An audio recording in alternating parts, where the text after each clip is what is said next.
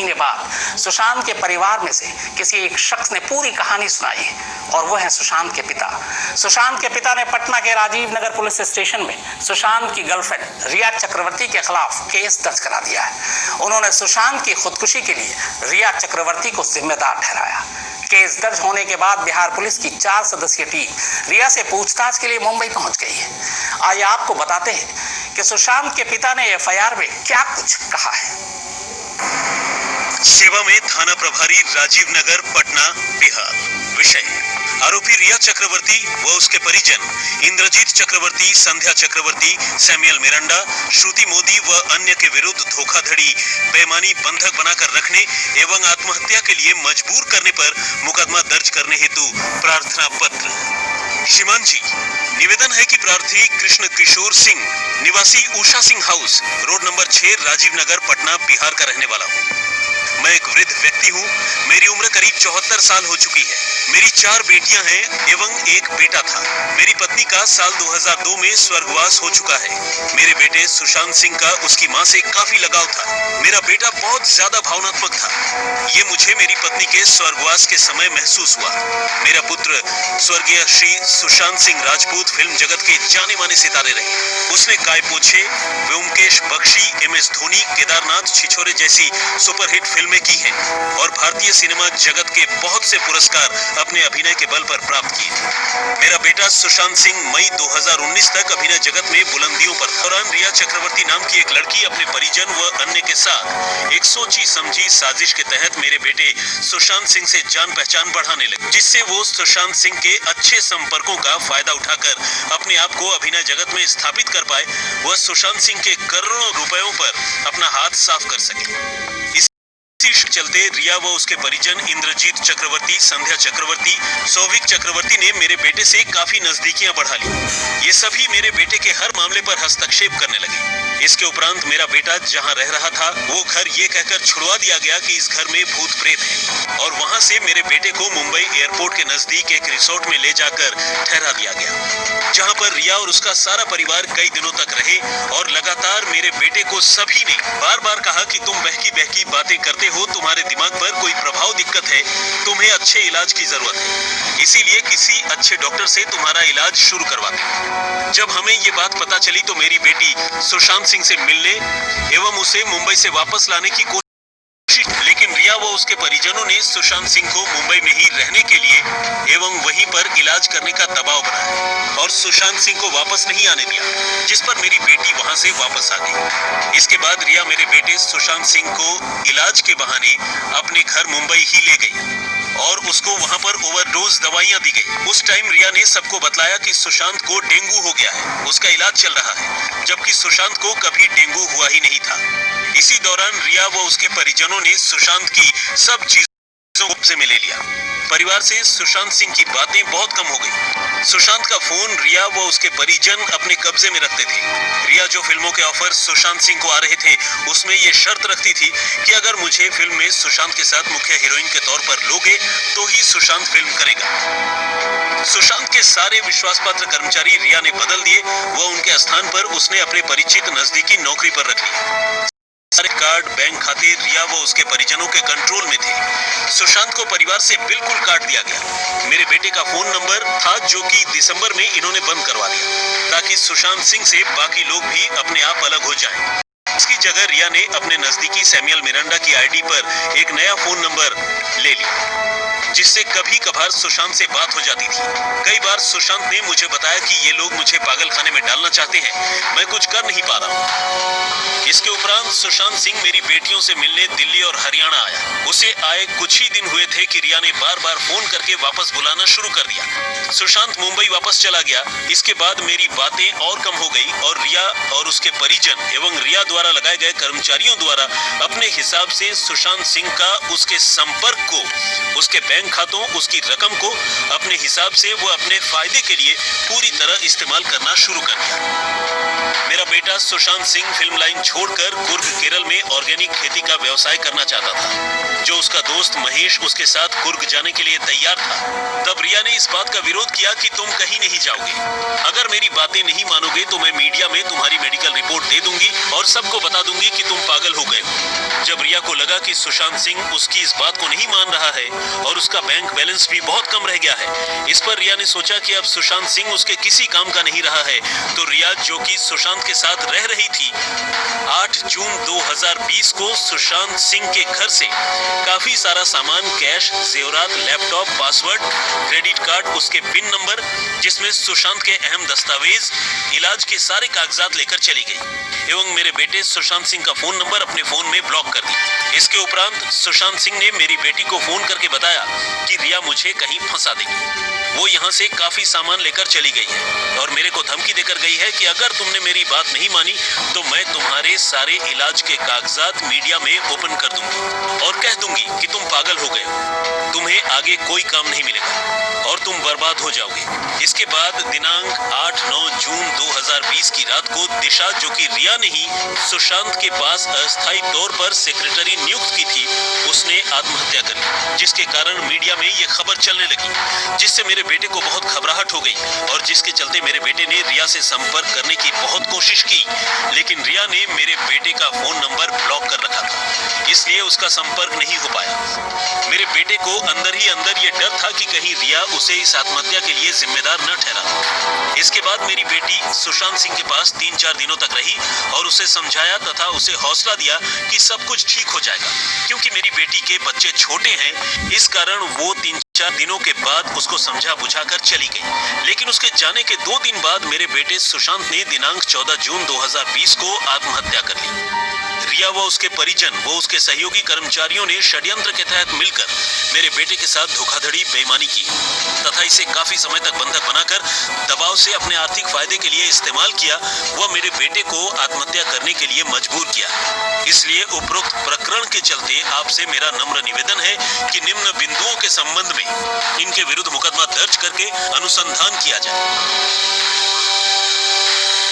Number 1, साल 2019 से पहले जब मेरे बेटे सुशांत सिंह को कोई दिमागी परेशानी नहीं थी, तो रिया के संपर्क में आने के बाद अचानक क्या हुआ कि सुशांत सिंह को दिमागी रूप से एकदम परेशानी हो गई, इसकी जांच की जाए। नंबर 2, यदि इस दौरान वो मानसिक रूप से परेशान था या उसका कोई दिमागी इलाज चल रहा था, तो इस संबंध में हमसे लिखित या मौखिक अनुमति क्यों नहीं ली गई? क्योंकि जब कोई व्यक्ति मानसिक रूप से बीमार होता है तो उसके सारे अधिकार उसके परिवार के पास ही होते हैं, इसकी जांच की जाए। नंबर 3, इस दौरान जिन जिन डॉक्टरों ने रिया के कहने से मेरे बेटे सुशांत सिंह का इलाज किया है, मुझे लगता है कि ये डॉक्टर भी रिया के साथ इस सारे षड्यंत्र में शामिल थे। इसकी जांच होनी चाहिए कि उन्होंने क्या क्या इलाज किया तथा कौन कौन सी दवाइयां मेरे बेटे को दी।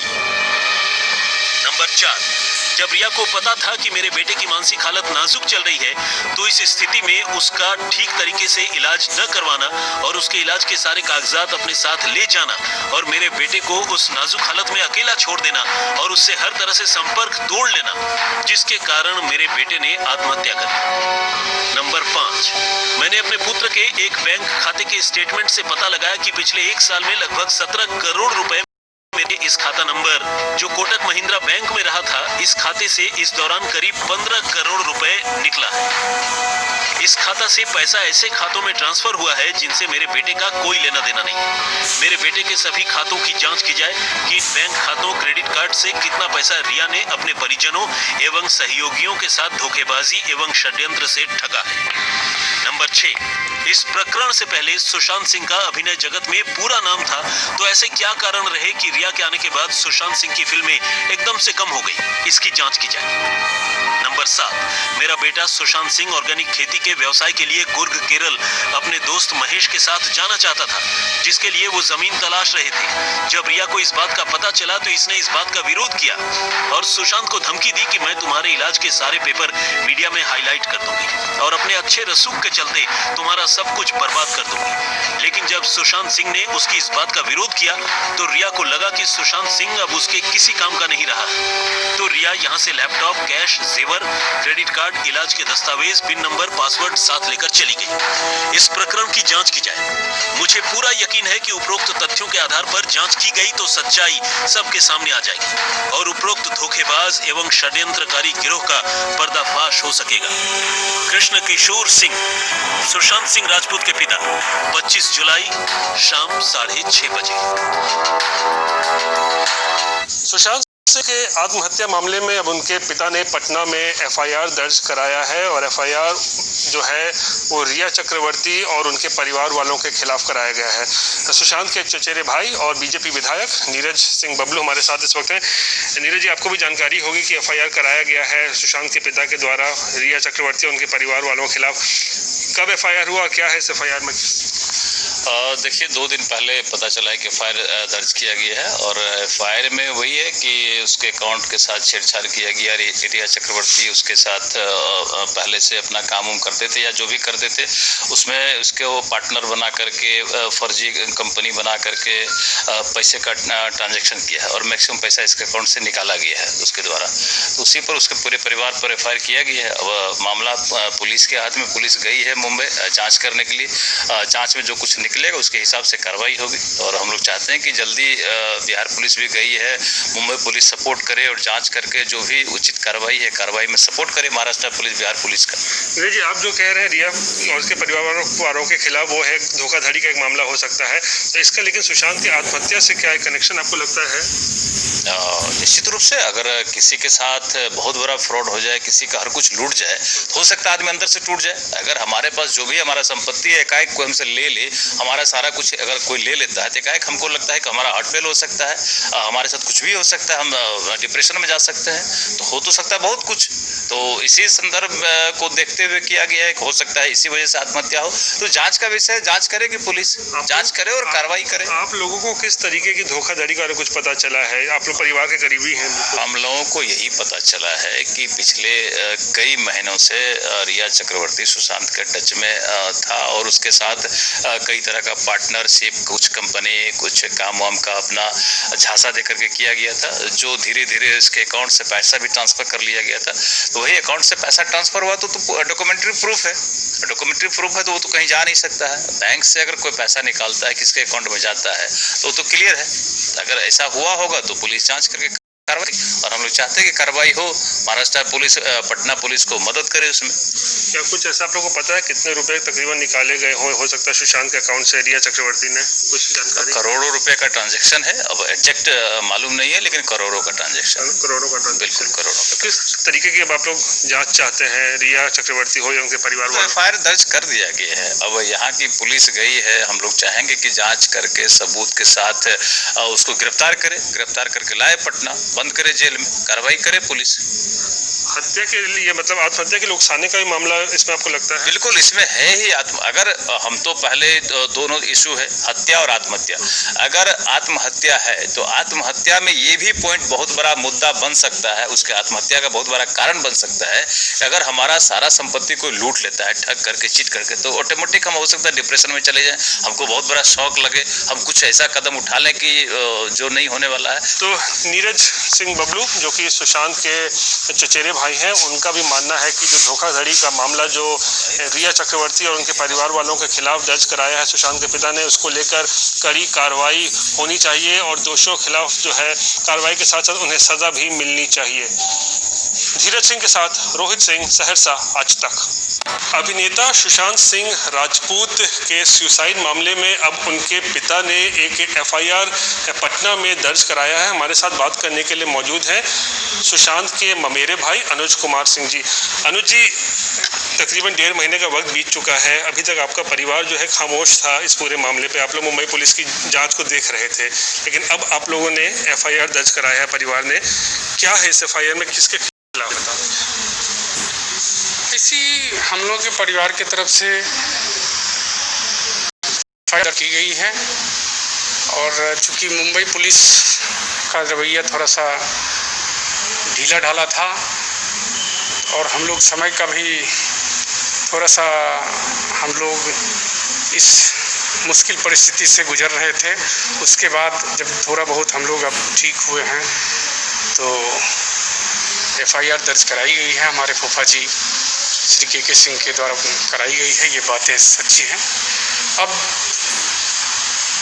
थोड़ा न्याय चूँकि राजीव नगर में हुआ है, चूँकि हम लोग राजीव नगर पटना के हैं, तो राजीव नगर में ये घटना थाना में ये की गई है एफआईआर, और हम लोग न्याय चाहते हैं, बस कुछ नहीं चाहते हैं। हम लोग तो सुशांत सिंह राजपूत के परिजन साफ तौर पर कह रहे थे कि जिस तरीके से मुंबई पुलिस की जांच पिछले 1.5 महीने से चल रही है उससे परिवार के लोग संतुष्ट नहीं हैं और ऐसे में सुशांत के पिता ने एफआईआर दर्ज कराया है पटना में और जिन लोगों के खिलाफ उन्होंने एफआईआर दर्ज कराया है उनके खिलाफ जांच चाहते हैं ताकि जो कार्रवाई है उनके खिलाफ की जा सके। हालांकि परिवार वाले ये भी कह रहे हैं कि सीबीआई जांच की अगर ज़रूरत हो तो सीबीआई जांच भी इस पूरे मामले की होनी चाहिए। धीरज सिंह के साथ रोहित सिंह, सहरसा आज तक। नमस्कार, मैं हूं अंजना ओम कश्यप। हमें उम्मीद है ये वीडियो आपको पसंद आया होगा। लेटेस्ट खबरों के लिए यूं ही देखते रहिए आज तक और इस वीडियो के पसंद आने पर लाइक, शेयर एंड सब्सक्राइब करना ना भूलें।